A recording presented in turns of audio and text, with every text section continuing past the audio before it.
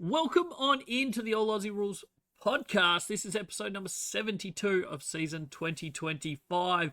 And what a massive week it was. It was grand final week on the weekend. It was a massive game between the Cats and the Lions. We're going to go through all of that in this episode. We're also going to have a look at our season predictions and how they all went.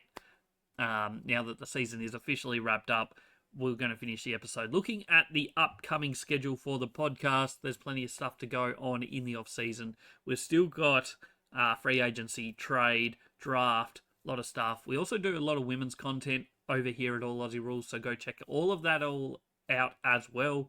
That's all to come. If you're new, we do 2 episodes every single week. Monday is the men's episode. Thursday is the AFL women's episode, so check them all out. And at the end, as I said, we'll have a full schedule of the upcoming months. There's still plenty of good content coming out all the way through the off-season of the men's competition, so stick around.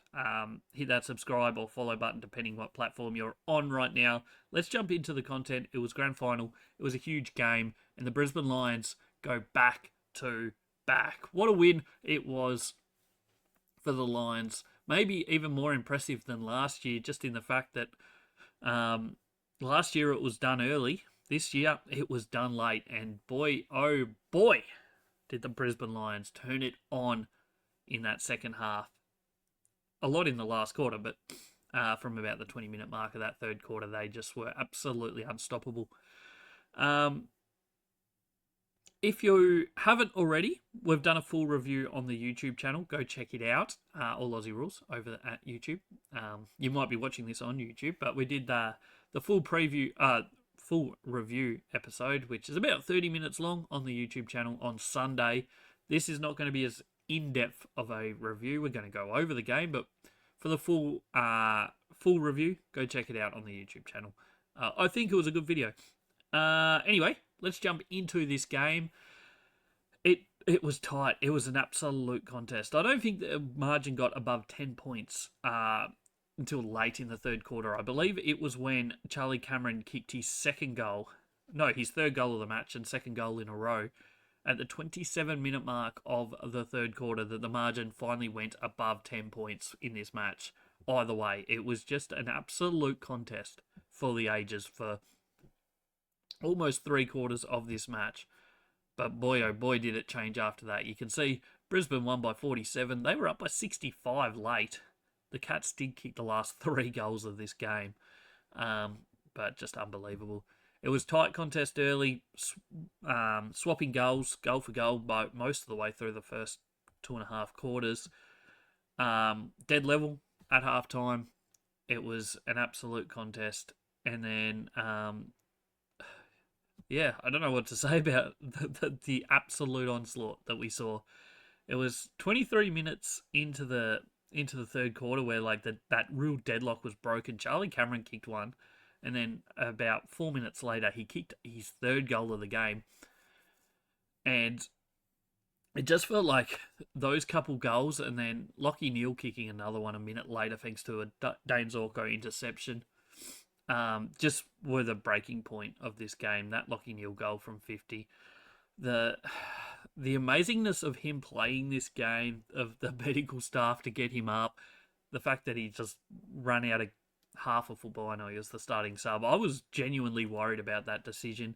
And it worried me in the fact that it felt like they were making the choice to put him as the sub because they were a little bit worried about getting him through a game, but boy, did he stand up. He was outstanding. In the half that he played, I think he had 17 touches, 7 clearances. Kicked this goal from 50 on the run. It was an unbelievable effort from him.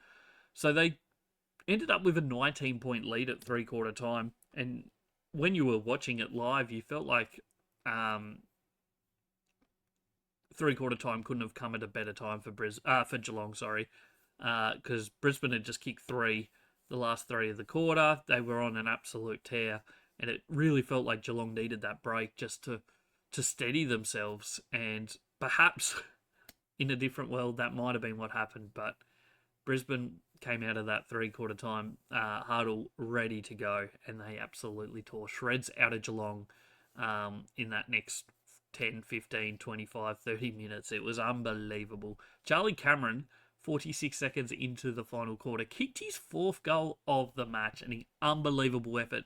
In the end, there was a lot of multiple goal kickers, especially for Brisbane in this game. But up until this point, a minute into the final quarter, only one player on the ground had more than one goal, and that was Charlie Cameron, 4 goals. So shout out to him in a different world where the gates don't completely open up in that last quarter. If there hadn't have been another goal kicked in that match, or only a couple, there is a world where he would have got the Norm Smith medal. If he had kicked 4 goals in a 10 goal to 6 win, he probably is in a really, really good shout to get that Norm Smith. As it turned out, the gates absolutely opened and multiple players were kicking multiple goals. But shout out to Charlie Cameron. Played his best game of the season. Was absolutely fantastic in this, especially when he needed to be. It turned into an absolute goal fest in that last quarter. It was 9 goals 5 for Brisbane after kicking 9-9 in the first 3 quarters. And it was 5-1 for Geelong after kicking just 6-8 in the first 3 quarters. So the floodgates opened. A lot of it in absolute junk time. Brisbane did have about a 30 to 40, probably about 40-point lead for about halfway through the quarter, and there hadn't been a goal for roughly 7 minutes. And it was like, okay, Brisbane, they've done enough to win this game. It's hard, pretty much impossible for Geelong to come back from here, you would have thought. The amount of goals that were kicked in the rest of the game, funnily enough, Geelong could have come back. But, there was just a few minutes of both teams still putting their best at trying to, in Brisbane's case, kind of lock it down a little bit, and in Geelong's case, try and open it up and try and get some scores. But then once Zach Bailey kicked his second goal,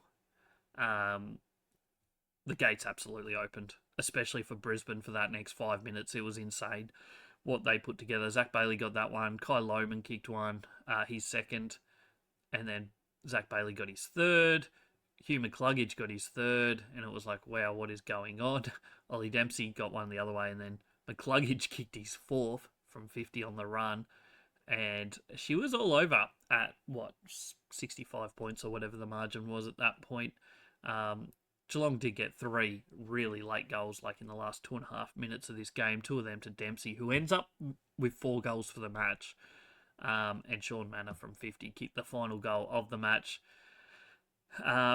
What to say about it other than just an absolutely unbelievable second half effort from Brisbane, and Geelong they had no answers. They made a lot of mistakes in that final quarter, but they just didn't have an answer for what Brisbane brought out in that second half. Certainly that last 35 minutes or so of football.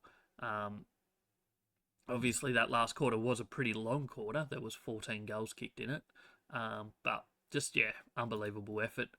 You look at the stat sheet and it pretty much makes sense really that Brisbane won. It's hard to believe that at halftime pretty much the stat sheet read dead level across most of the key stats.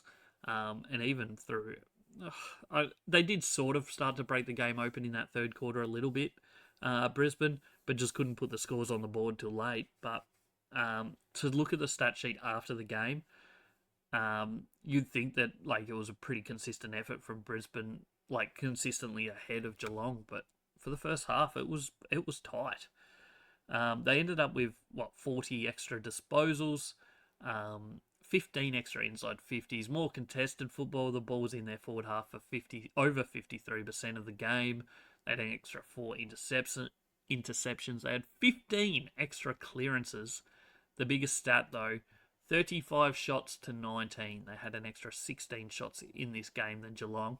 And what is even more astounding, Zach Bailey finished this match with 10 shots at goal. Yes, he only kicked 3 goals, kicked 6 behinds, and 1 didn't quite make the distance. But 10 shots. Geelong had 19 as a team. So Zach Bailey had more than half of the total shots that Geelong did for this match, which tells you everything you probably need to know about it. It was in the end a really, really outstanding performance from Brisbane Lions. the the Cats were lucky they scored from kick-ins. They got 3 goals from kick-ins, which is an incredible effort. But other than that, they really struggled. They lost stoppage scoring 73 to 29, which is as big a margin as we've seen this year, just about. Geelong's typical game doesn't revolve around stoppage scoring, but they should have been aware of it because that's how Brisbane beat Collingwood last week. And they went back to the same strategy again, and it absolutely worked, especially in that second half. And turnover scoring, which is usually Geelong's go-to, they struggled at that as well, losing that 49 to 28. Forward half scoring was 46 to 22, and centre bounce scoring was also a domination by Brisbane, 27 to 7. Just an absolutely class act from the Brisbane Lions here. Will Ashcroft gets the Norm Smith medal. I know in the MVP votes there, he's not on top, but that does not mean I don't believe he should have got the Norm Smith. I am still 100% in the camp of Will Ashcroft getting the Norm Smith. The MVP votes on the screen, if you're watching, are from our All Aussie Rules rating system, which doesn't really take into account the timing of it. Don't get me wrong, Hugh McCluggage was absolutely outstanding in this game, but I just felt like across the full 4 quarters, Will Ashcroft was the best player on the ground, in my opinion. So going through some of the key stats individually wise, obviously we said Zach Bailey had 10 shots at goal, which is an incredible effort. Other multiple goal scorers, Charlie Cameron, Hugh McCluggage, and Ollie Dempsey for Geelong all kicked 4 goals, which is crazy, especially when we said 1 minute into the third quarter, only one player on the field had more than 1 goal. Zach Bailey kicked 3 goals, 6, and Kyle Lohmann kicked 2 goals, 1. So overall, a lot of scoring done in this game, and you just wouldn't have picked it at 3/4 time. I wouldn't have thought. Other interesting things, Harris Andrews was outstanding. 5 intercept marks, 11 intercepts total. Their whole Brisbane backline was a class above in this game. They all performed outstanding. The 3 that played tall all beat their opponents. Darcy Gardner kept Jeremy Cameron to 1 shot at goal, I think, and that was a miss, which was in the last quarter. Yes, Jeremy Cameron did break his arm in the second quarter, I believe it was, and was really hampered from that point on, but you can't take anything away from what Darcy Gardner and this whole Brisbane defence did in this game. They were outstanding. Clearance-wise, 2 players made double figures. Tom Atkins for Geelong, I think he was good in this game. He just perhaps didn't get enough support in the middle. Will Ashcroft also 10. Lachie Neale had 7, only played a half of football. Contested possessions, Tom Atkins was out in front with 16. Then it was Ashcroft and Holmes with 12 apiece. Inside 50s, Ashcroft and Maxi Holmes both got 9. Crazy thing here, Max Holmes got a lot of metres gained. He did miss a fair few targets throughout the game. He had 33 touches, but he had 907 metres gained for the match, which is, I haven't gone back in the record books, but I'd say it's very close to an AFL record. That is a lot of metres gained. Not an AFL record, but a grand final record. It would be up there with one of the better performances in terms of metres gained we've seen. Unfortunately, he probably missed a few targets throughout the game that probably hampered his numbers a little bit. He was still, in my opinion, Geelong's best, but that was just a thing worth noting. Dane Zorko, 716 metres gained the other way, was really good. 28 touches at 86%. What else is needed to be said about any players? I don't think too much, but MVP votes, if you're new around here, we do them for every single game. Top 5 players in the All Aussie Rules rating system get votes in the MVP. The winning team gets 10, 8, 6, 4, and 2 for their top 5 players. The top 5 players for the losing team get 5, 4, 3, 2, and 1. So for Brisbane, the highest rated player was Hugh McCluggage, so he gets the 10. Zach Bailey gets the 8. Will Ashcroft gets 6. Dane Zorko gets 4. Jasper Fletcher was really good in this one, gets 2. Somehow Harris Andrews doesn't get in there. He's unlucky. Charlie Cameron also misses out. Unlucky. They were both outstanding. No matter which way you look at it, they were both very, very good in this game. Yeah, there was a lot of good players for Brisbane, not so many for Geelong. When you look at the AFL rating system, 7 out of the top 9 players on the ground were Brisbane players. So that's a fair reading of how much better they were than Geelong in the overall 4 quarters of this game. For the losing team, Max Holmes gets the 5 for his game. He was really good. He had 33 touches, 907 metres gained. In another world, that would have been good enough for him to go and win a Norm Smith if Geelong had have been able to play a little bit better in that last quarter. But yeah, as it turns out, they got absolutely smacked. Lawson Humphries was good. He had 23 touches in the end. He was solid. Ollie Dempsey, take nothing away from him. He kicked the first goal of the game. He did kick 3 junk time goals, but I mean, he was still really good. He had 19 touches, 4 goals. Bailey Smith, solid without doing a heap. If we're being completely honest, 29 touches, a fair few of them late in the game.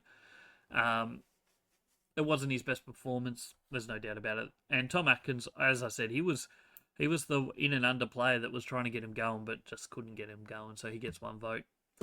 Other than that, there's probably not too much else to go through on this grand final in this video. As I said, there is a full review up on the YouTube channel, so go check it out.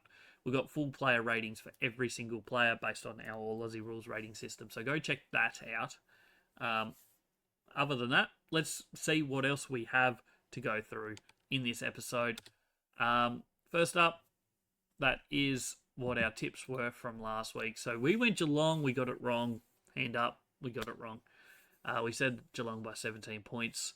So we end up with 155 out of 216 for the season in our tipping. Norm Smith, we said Max Holmes. So, I mean, we probably got Geelong's best player. Unfortunately, we got the wrong team. So, once again, we mucked that up, but that is life. Zach Bailey we had for first goal. And he definitely had an opportunity to get the first one. He kicked the first actual behind. Geelong had a rushed behind before that. There was plenty of shots in those early minutes that just didn't go through. Zach Bailey kicked the first 2 behinds in actual fact, and he had 4 behinds in the first quarter.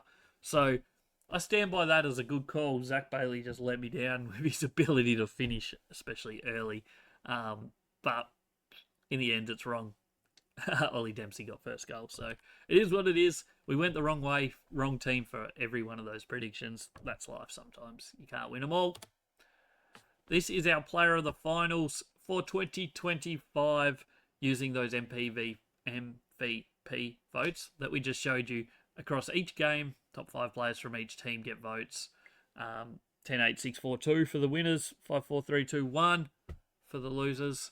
And this is how it shapes up across the full finals series. Will Ashcroft ends up number 1. Outstanding final series from him. He gets 24 votes, just ahead of his midfield duo, Hugh McCluggage, who was also outstanding, 22. Jai Newcomb, 18. Lloyd Meek, 16. Nick Dacos, Max Holmes, and Dane Zorko all get 15 votes. Jack Gunston, 12. Noah Anderson, Paddy Dangerfield, Harris Andrews, and Alex Davies all on 10. Harris Andrews probably the most unlucky there. He had an outstanding final series. Probably, arguably, I would say his best 3-game stretch of his career. The last 3 weeks, he was absolutely outstanding. Unfortunately, sometimes defenders don't get as many rating points as they should. I'm trying to figure out ways that I can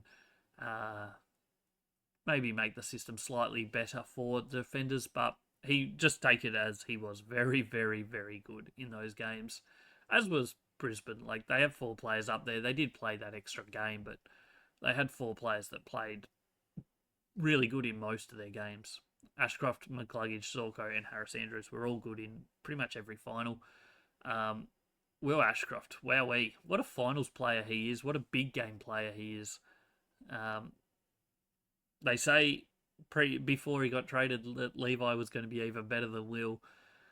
If that's even half right, the competition needs to watch out, because this is going to be a duo that will change the game. They're going to be insane for years to come, these two. So crazy. Well done to Will Ashcroft, Finals Player of the Year. Now our predictions at the start of the year. This was in one of our podcast episodes at the start of the year. These are all of our predictions. And how close we were.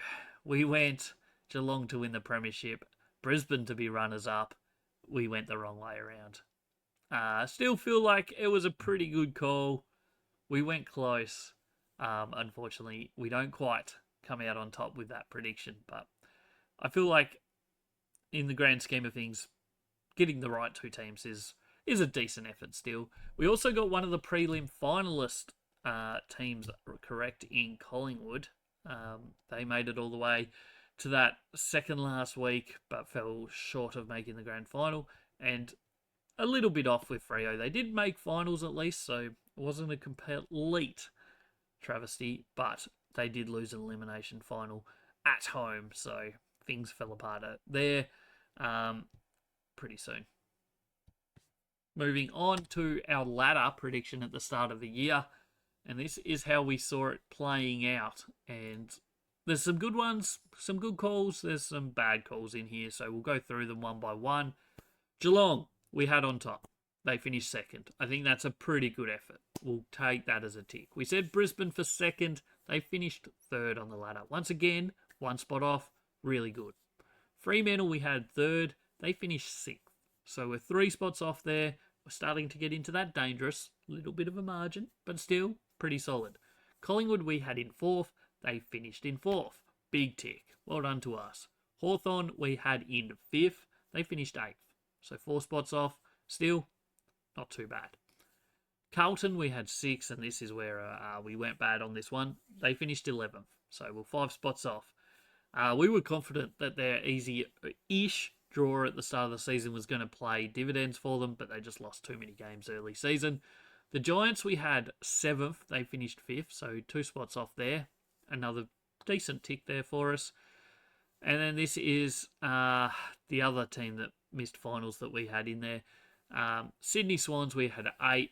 They dropped down to 10th. So we weren't too far off, just 2 spots, but unfortunately for us, they were 2 spots in the finals. The 2 teams that made finals that we did not predict were where we had 9 and 10. So at least there was no one that we had below 10 that made finals. Adelaide 9th, they finished first. So we're 8 spots off there. Not great from us. And Gold Coast Suns, we had 10th. They finished 7th. So only 3 spots off in that one. Moving down the ladder even further, we had Port Adelaide in 11th. They finished 13th, thanks to losing like 4 of their last 5 games. Otherwise, they probably would have finished 11th with a few weeks to go, you would have thought. We had the Bombers for 12th. They definitely did not do that well. They finished 15th, so we're 3 spots off there. Melbourne Demons, 13th was our prediction. They finished 14th, so only 1 spot off there. The Bulldogs is probably one of our worst predictions. We had them 14th, and they finished 9th. They missed finals, so it's not the end of the world, but we were 5 spots off. I don't know. Looking back, I can't remember why we considered them being 14th, but that's where we put them. I obviously couldn't find a spot for them above that, which is surprising. St Kilda, we had 15th. They finished 12th after a reasonably good finish to their season for the second year in a row. North Melbourne, we had 16th, and they finished 16th, so we get a tick there. Richmond, we said... we'll do West Coast first. We said 17th and they finished 18th, so not quite, 1 off. And Richmond was the reverse. We had them getting a wooden spoon. They finished 17th on the ladder. Overall, I think it's a pretty solid prediction ladder. There's obviously some really good hits. I think 3 out of the top 4 is really good from us. Pretty solid. What were we? 6 out of the top 8 correct, with the 2 that we missed finishing 9th and 10th. So, overall, I think it was pretty good. Carlton was obviously the first bad one. Carlton was a real bad one. Bulldogs could have been an absolute disaster, but they missed finals. So we'll just put that as a semi-bad one. Other than that, most of it was reasonably close without being perfect. It was pretty solid. Like, it's not an easy thing to do pre-season, predict a full ladder. And I feel like we did okay there. Let me know in the comments below if you disagree with my thoughts. Next predictions to look at was our Brownlow medal predictions. And once again, didn't go great. We got absolutely destroyed by injuries.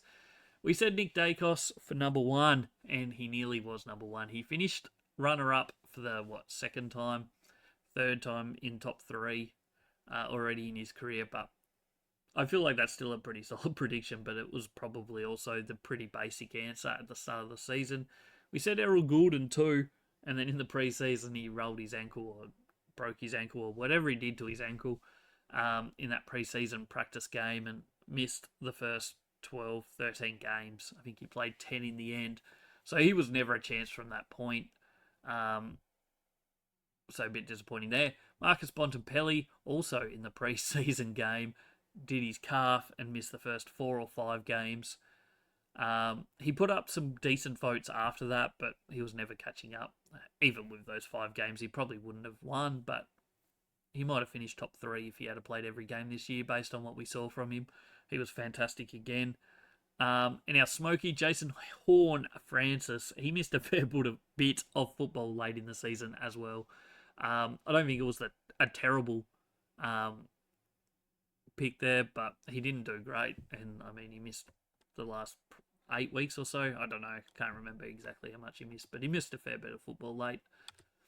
Our Coleman medal also didn't do spectacular here.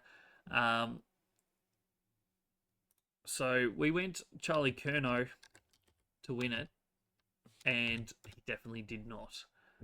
I'm just trying to get the full leaderboard up. So he definitely did not. In the end, he fell a long way short. He missed a lot of football, to be fair. What did he play? He played 18 games, so he missed 5 throughout the season. He did not kick anywhere near enough goals, 32, which has him a long way off the lead. So we were wrong on that. We thought he might have had a bounce back year this year, but hands up, we were wrong. Ben King was a solid guess prediction. He did finish second in the Coleman. Ends up behind Jack Gunston after finals, but he was second in the Coleman this year, so he did have a really good year. End up kicking 71, including his 2 finals games. Next up, we said Josh Tracy. He was not fantastic. He kicked 44 goals in his 24 games. He was pretty solid. Once again, nowhere near the lead though. Jeremy Cameron, there is your Coleman winner. 88 goals with finals included. I think it was 80-ish before finals. Clear domination from him. He was absolutely the Coleman medalist this year. Jesse Hogan, he missed way too much football in the end. 16 games is all he played, so he missed 7. No, he must have missed 8 regular season games, home and away games. Kicked 46 goals, so he was on track for close-ish pace. What did he kick in the finals? 3. So 43 of those goals in home and away season from 15 games. That's on pace of 3 per game, which would have had him pretty close to Cameron. So maybe if he had played the full season, he would have been very, very close again. Ones that we missed, obviously Jack Gunston. He came out of nowhere this year to find his best ever season, which is crazy. He kicked 73 goals in the end from 23 games. Really outstanding effort from him. Jamie Elliott ends up kicking 60 with finals included. Riley Thilthorpe and Norton both kicked 60 as well, so we missed those couple. Georgiadis, 58. Logan Morris, with finals included, got 53. Sam Darcy, 48. So we missed quite a few of the top 10. It wasn't the best prediction from us, our Coleman medal, if we're being completely honest. But Ben King was second, so we'll take one small win in a matter of not many wins. Rising Star, we went just about as bad, let's be honest. We said Levi Ashcroft to win it. he did not win it. He was good. Don't get me wrong. He's a premiership player. A premiership player. What more could you want from your first year? But he did not win it. He was... Where did he end up finishing? Do I have the leaderboard? Yes, I do. He came third. So, I mean, he was podium sitter. Pretty solid there. Other than that, it was quite terrible. Josh Smiley didn't even play in the end in the AFL. I think he got a couple of AFL games maybe, but spent most of the year injured, so that was a bad one. Sid Draper, I didn't expect Adelaide to be as good as they were. He got a few games early. I think he ended up playing like about 10 matches. A lot of them as starting sub or ending as sub. Showed some potential for the future, but just it was impossible for him to break into this midfield group that Adelaide had this year. They were just too strong in that regard. I think we'll see a good future from him. Isaac Kako played every game for the Bombers and probably doesn't get enough credit for what he did this season. For a first-year forward in a team that really struggled to get the ball with any consistency into the forward line, it's the hardest role in the game to be a small forward in a bad team, and he had to cop that this year. So he was good. I expected probably a few more goals from him this year. There was big periods where he struggled to kick a goal, but in a team that's struggling to move the ball and get the ball forward, you certainly don't blame him, and I think he is genuinely going to be a really good player in the future. And Sam Lawler missed half the season, was really good in what we saw from him though, so wouldn't be surprised to see him in the future doing quite well. So none of them really were great predictions. Levi Ashcroft was the closest. The top 5 in the actual Rising Star, 3 of them, no, sorry, just 2 of them, had played previously. The other 3 had not. Murphy Reid, I'm a massive Murphy Reid fan. I have been all year. Didn't know enough about him probably before the season started, but boy do we know enough now. He was absolutely fantastic for Fremantle from his first game. They lost by 60 points, but he was the only shining light on that day at GMHBA Stadium against the Cats. Daniel Curtin, in his second year, gets second place for the Crows. He was a really good find for them on the wing. He was a bit of a slow start to the season, a bit of a slow burn, but he really got going mid-season. There was talk of him winning it for a little bit. I don't think his overall season was anywhere near as good as Murphy Reid, but his peaks were certainly really good. Levi Ashcroft, as we said, came third. Outstanding year from him. Harvey Langford is one that I'm quite positive will be an absolute star in the future. He showed some really, really good signs throughout this season. Connor O'Sullivan probably got the defender tax a little bit here, finishing 5th. He was really good for the Cats. Second year player, but still played really well. Finishes in 5th. Yeah, that's pretty much the top 5 that were in the votes. I'm trying to think if there was anyone else that got votes that aren't on my list. Archie Roberts was unlucky, I think, to get as little votes as he did. He got a few votes from a couple different judges. But other than that, there's not a lot. I think he was the only other player, by the looks of things, that got a vote in this year's Rising Star. So that's your top 6. Once again, not great predictions from us. We'll be better next year, I guarantee it. Next up,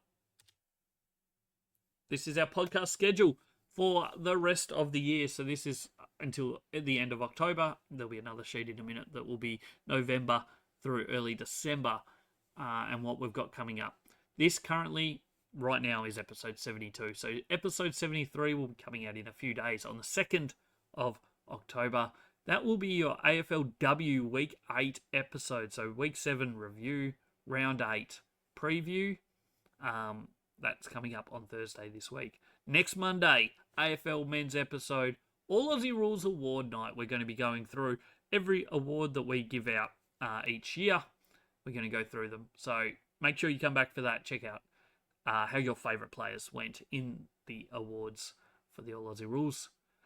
Podcast. Then back to the AFLW for week 9, which will be on the 9th of October. Then we got the 13th of October, free agency / trade week update. So free agency, I think, will be wrapped up by the 13th. Trade week will be right in the middle of, it's more than a week. I think it's basically 2 weeks, but we'll be doing that update as it stands on the 13th. So check that one out. It'll be a big one. 16th will be our week 10 episode of AFLW. Then on the 20th, we'll be doing a full trade wrap-up. So we'll be going through every trade, every free agency signing, everything you need to know about what your team has picked up in the off-season so far. So that's the 20th of October. 23rd of October, we'll be doing the AFLW Week 11 episode. And then the 27th of the 10th, we'll be going through all of our AFL season ratings. So we'll be doing best players by position, best players by team. We'll be looking at all of our ratings, going in depth into all of that. So that's the 27th of October. On the 30th of October will be week 12 episode of the AFLW. Then we go to 1 episode a week, most weeks, with occasional bonus episodes. So the 5th of November, we'll be doing AFLW Finals Week 1. The 12th of November, we'll be doing AFLW Finals Week 2. Then it's draft time. So we'll be doing AFL Draft Preview on the 17th of November, which I think is 2 days before the draft or 1 day before the draft. 19th, we'll be doing a Finals Week 3 episode of the AFLW. 24th of the 11th will be our full wrap-up of the draft, AFL Men's Draft. That's the 24th. 27th of November will be our AFLW Grand Final Preview. And then on the 4th of December will be our AFLW Grand Final Review. There'll be a couple episodes after that. We'll update that closer to the day. But that gets us basically to the end of 2025. So that's our remaining episodes till early December. We're looking at 16 episodes there, so we'll be at about 88 at that point. There's probably going to be 90 for the season, I would say. That's everything I think I've got for you today. I hope you enjoyed this episode of the All Aussie Rules podcast. We've got so much coming up. Come back on Thursday for AFLW content, and next week is awards night. Let me know if you have a player that you want to nominate for something. I'm going to do as many awards as I can from the season. My name is Jay. This was the All Aussie Rules Football Podcast, episode number 72. Catch yous on the next one.